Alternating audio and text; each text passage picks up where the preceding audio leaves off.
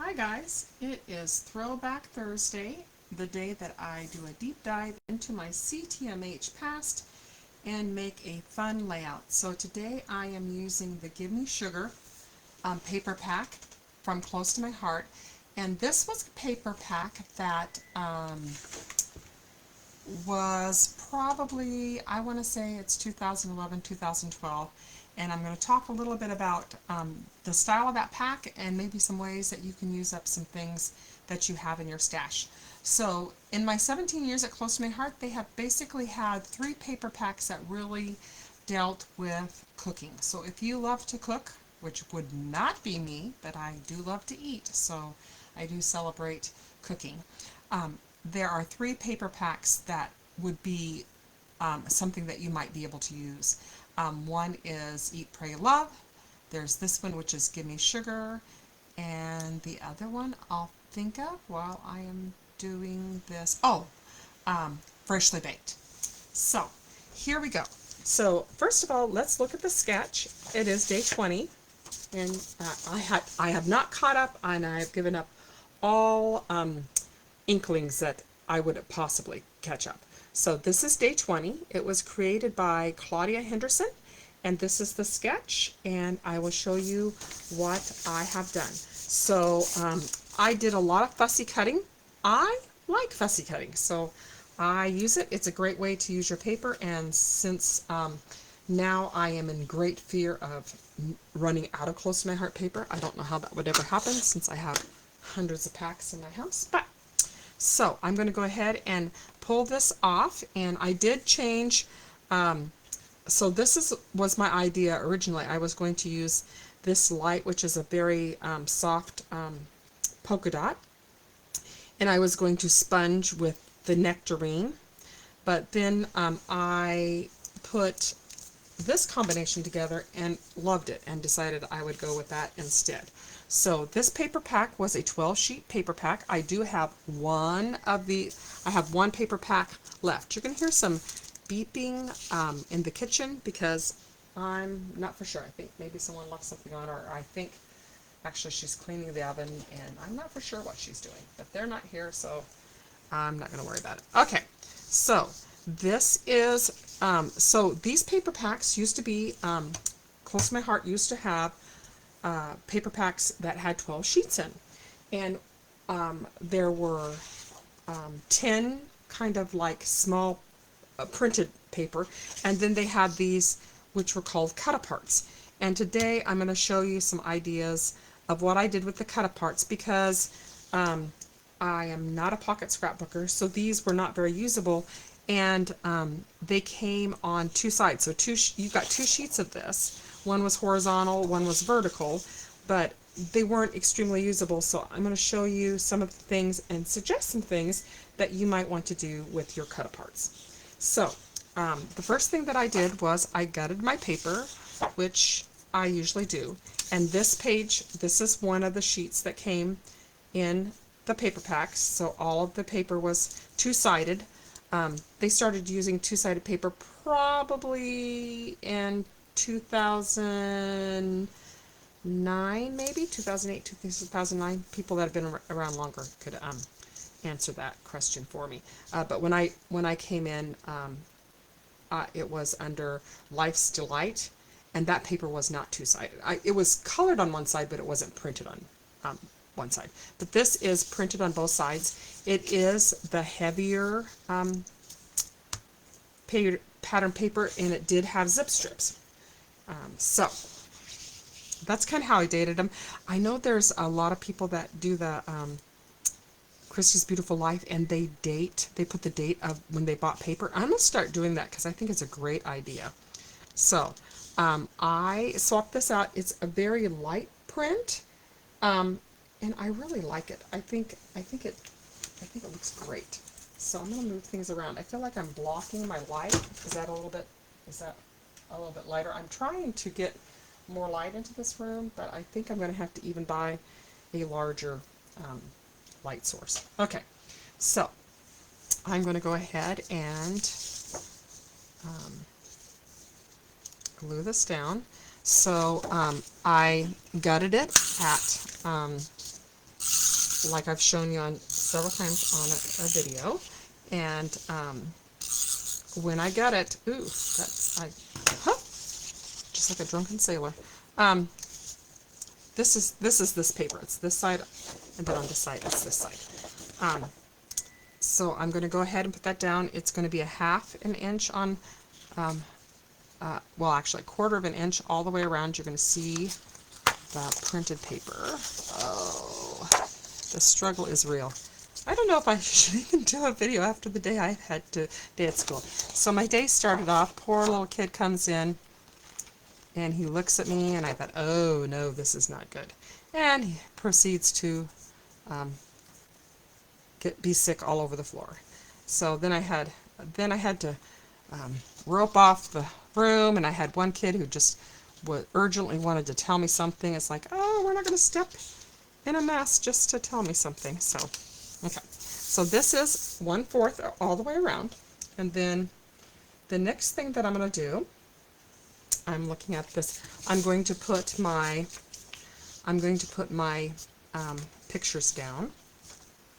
And I'm using a 4x6, and I used, so this, you can't tell, but this was a recipe card, and it just had a light green around it, and so that's what I did. And you know what? I'm looking and seeing that I did not even, I'm going to put that down, and I did not even cut my photo mats. So I'm going to go ahead and do that. So now you get to see me cut photo mats. And if I can find, okay, so I'm going to cut photo mats. So one of my pictures is 4x6, and the other is a 4x4 and a 3x4. So, and this is the piece, this is how large of a piece that I salvaged from getting my paper. So I'm going to do a 4 1/4. And when I get sometimes, so I do 4 1/4, and then I'm going to make this one 4 1/4. Well, actually, let's go ahead to make it consistent. Let's do 6 1/4, and I'm going to put it underneath this one because I may change my mind about. Yeah, I like that. I'm going to put that right there. So it's double matted. This is one of the zip strips, and okay, and that left me a. Let's measure this one. It's a little cattywampus. It's, let's do 4 1/4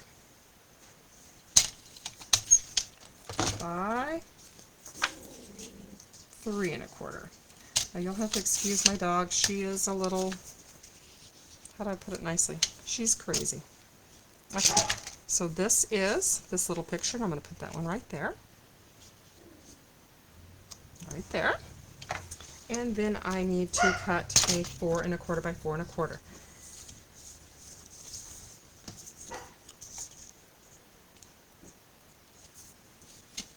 Four 1/4 by 4 1/4. And that will be this picture.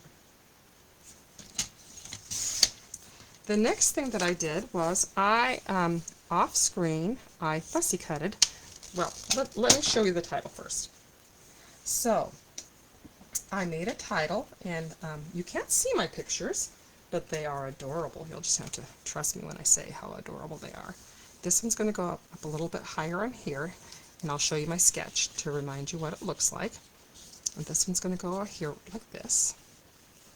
I'm going to move it down slightly, and I've got tags coming in, so I am going to just do this, and